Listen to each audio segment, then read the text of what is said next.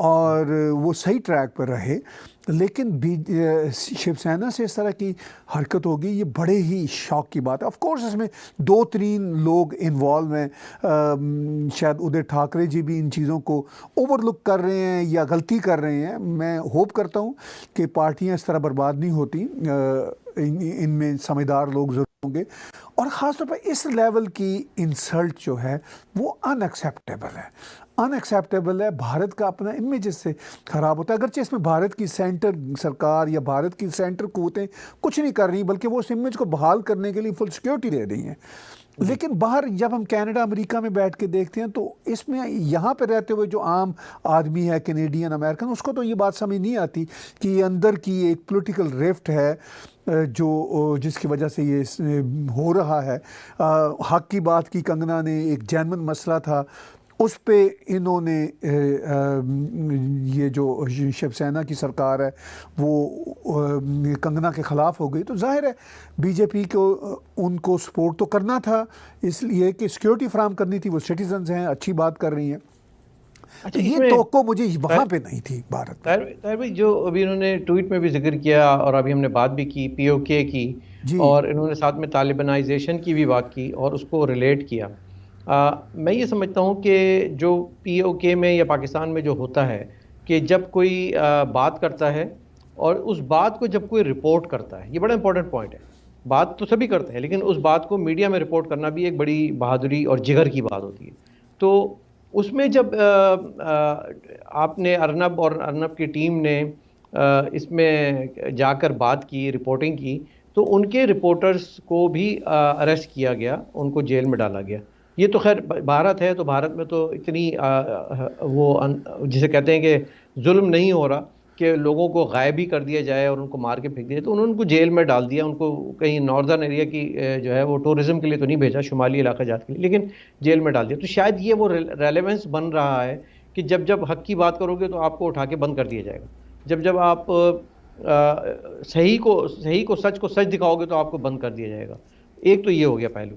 दूसरा पहलू जो है कि एक तरफ आप रिपोर्टर्स को बंद कर रहे हैं, दूसरी तरफ जो आतंक यानी कि जो वायलेंस का जो है ना, हिंसा का जो एक पहलू है वो गवर्नमेंट का नज़र आ रहा है। तो उसको भी उन्होंने रिलेट किया उस तालिबानाइजेशन के दौर से, जो कि हमने और आपने देखा है कि किस तरह से इस खित्ते में हुआ है, इस रीजन में हम लोग किस तरह से गुजरे हैं इस तालिबानाइजेशन के एक्सट्रीम फैनेटिक आइडियोलॉजी से।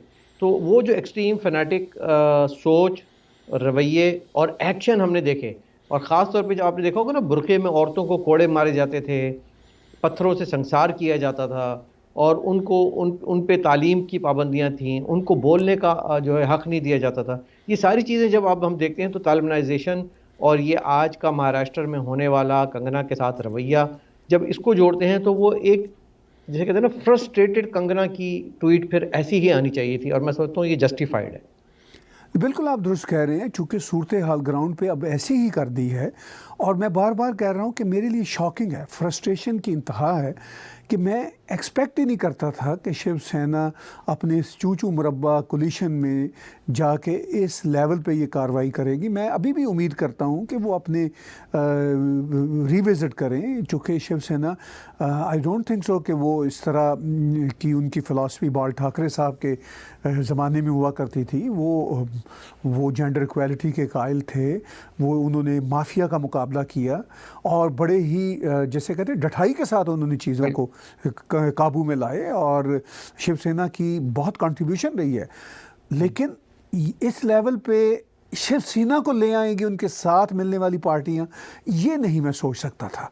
या कोई 2-3 ऐसे पॉलिटिशियन शिवसेना में अब ऐसे हैं जो इस तरह के बयानात देते हैं। मुझे अफसोस होता है कि ये हम शिवसेना से एक्सपेक्ट नहीं करते थे, और ये क्यों हो रहा है। तो वो जो आप कह रहे हैं कि वो जो तालिबानाइजेशन की सूरत हाल है कि औरतें बोल नहीं सकती, बात नहीं कर सकती, घर उनके उजाड़ देंगे, बुलडोज़र फेर देंगे, वो वाकई वही मेटाफोर जो था तालिबान का, वो रियलिटी में यहाँ पे ट्रांसलेटेड हो रहा है। उसकी ट्रांसलेशन हमें बॉम्बे में नज़र आ रही है। तो वो जब फिर इस तरह की ट्वीट्स देंगी तो वो फिर जस्टिफाई लगती हैं, जब पीओके का माहौल कहेंगी जस्टिफाई लगती है बात। और उसके साथ साथ अनीस भाई आप ये भी देखिए ना कि इसमें जो बॉलीवुड का किरदार है, अब जाहिर है ये सारे का सारा जो झगड़ा है वो इनफैक्ट तो बॉलीवुड का है जी। अब उस झगड़े में चूँकि मुंबई पुलिस पर था बिहार की स्टेट पुलिस का कि भाई इन्वेस्टिगेशन नहीं हो रही, सुशांत बिहार का था, इस बात को किसी न किसी तरीके से बिहार के इलेक्शन से भी जोड़ा जा रहा है, वो एक अलग बहस है। लेकिन ये अपनी जगह पे अगर आप बिहार का इलेक्शन भूल भी जाएं, जिस तरह की हरकतें हो रही हैं वो नाकाबिले बर्दाश्त हैं।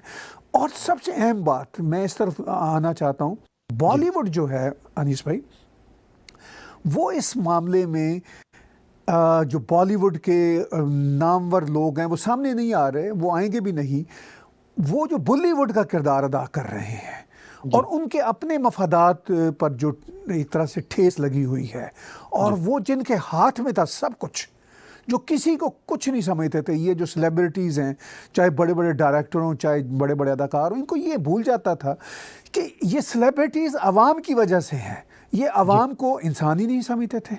और अपने अंदर जो इनके अंदर सुशांत जैसे अदाकार या कुछ इस तरह के टैलेंटेड लोग होते थे, ये इनके लिए थ्रेट बन जाते थे, उनको अपनी राह से हटाने की कोशिश करते थे। तो ये जो कंगना ने यही आवाज़ उठाई। अब कंगना की ये आवाज़ जो है ना, वो पॉलिटिकल लेवल पे एक नेशनल वॉइस बन चुकी है। और कोविड के ज़माने की वजह से अनीस भाई शायद फ्रस्ट्रेशन जो है बॉलीवुड की और बढ़ गई है, उनका पैसे वैसे की जनरेशन नहीं हो रही, और लगता नहीं कि आइंदा 6-8 महीने, हो सकता साल लग जाए कि ये वापस उस बूम में आए। और कोविड की वजह से दुनिया को ये सूरत हाल भी समझ आई कि ये जो एक्टर होते हैं, ये जो अपने आप को खुदा समझ लेते हैं, they are actually non essential people जी। अगर ये हम्बल होंगे, कोई भी सेलिब्रिटीज़ हो, चाहे न्यूज़ मीडिया की हो, चाहे फिल्म की हो, चाहे पॉलिटिक्स की हो, अगर ये हम्बल होंगे ना आवाम के लिए, तो ये आवाम के सरों के ताज रहते हैं। अगर ये खोखले इनके बातें हों, खोखले नारे हों और सारा दिखावे का हो, एक तो एक्टिंग होती है, फिल्मों में कर रहे होते हैं, ये ज़िंदगी में एक्टिंग कर रहे होते हैं। जी जी। अच्छा, ये जो सारा सिलसिला है ना, ये ख़त्म हो गया, हो चुका है। इस कोविड में बहुत सारी अफसोसनाक बातें हुई जिससे दुनिया इफ़ेक्ट हुई, मगर एक दो कुछ जैसे कहते हैं ना बाई प्रोडक्ट के तौर पर अच्छी बातें हुई। दुनिया को पता चल गया कि ये जो बड़े बड़े हीरो, सुपरस्टार और ये जो बड़े बड़े एथलीट्स होते हैं, इनकी अब हमें कोई ज़रूरत नहीं रही। बिल्कुल बिल्कुल ठीक है। और फिर अनीस भाई, ये जो मीडिया दुनिया में फैल गया ना कोविड के अलावा भी, जो मैं आप जब नेटफ्लिक्स पे फिल्में देखते हैं, वो प्राइम वीडियो देखते हैं या जो, तो आप यकीन कीजिए इतना जंगल लग गया फिल्मों का कि आदमी कहता है कि यार मैं क्या देखूं और क्या ना देखूं, और बहुत सारा तो ट्रैश है। जी। मैंने कोशिश की अभी पिछले दिनों कि मैं भारत की सिविलाइजेशन या भारत के हवाले से कोई अच्छी फिल्में देखूं, वो मुझे कहीं नहीं मिली। तो मेरे लिए सारे एक्टर डायरेक्टर बेमानी हो गए। तो मुझे सबसे अच्छा जो कंटेंट मिला डॉक्यूमेंट्रीज में मिला। बिल्कुल बिल्कुल। तो बंदा कहता है फिर इनकी क्या ज़रूरत है, इनके हम नखरे क्यों सहें, इनको हम क्यों पालें, क्योंकि आवाम ही इनको पालती है ना। ये बड़े बड़े जो सुपरस्टार एक्टर्स हैं और जालसाजियाँ करते फिरते हैं, भाई एक्टिंग करो, फिल्मों में करो, आम जिंदगी में भी हमारे साथ तुम एक्टिंग कर रहे होते हो। जी।